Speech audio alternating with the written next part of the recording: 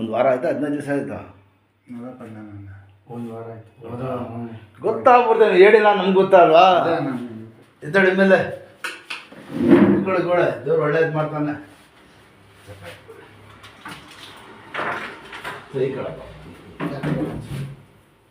ಇನ್ನು ಮುಂದಕ್ಕೆ ಹೋಗಿ ಗಟ್ಟಿಯಾಗಿ ನಿಂತ್ಕೊಳ್ಳಿ.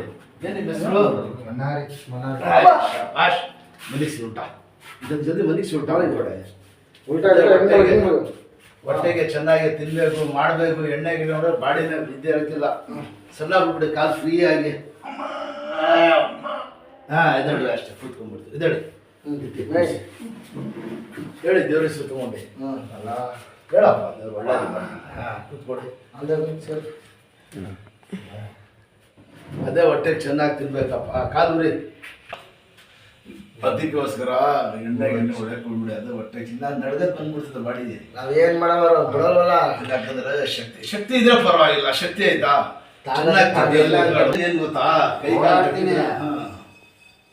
ಆ ಬಾತ್ರೂಮ್ ಕೂರೆ ಎದ್ದೋಳ ಕಷ್ಟ. ಅದು ಜಾಗ ನಂಗೆ ತಾನೆ.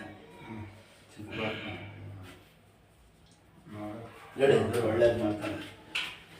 ಅಷ್ಟೇ ಅಲ್ಲ, ತಿರ್ಗಿ ಏನಾಯ್ತು ಇಲ್ಲಿ ನಿಂತಿರ್ಗಪ್ಪ. ತಿರ್ಗ ತಿರ್ಗ ಬಿಡಿರಿ ಬಸ್ಗೆ. ಬಸ್ ಕೇಳಿ ಬಸ್ಗೆ ನಡೆಯಲ್ಲ. ಶಬಾಷ್, ಬಿಡಿರಿ ಸಾಕು ಸಾಕು ಸಾಕು ಸಾಕು ಸಾಕು.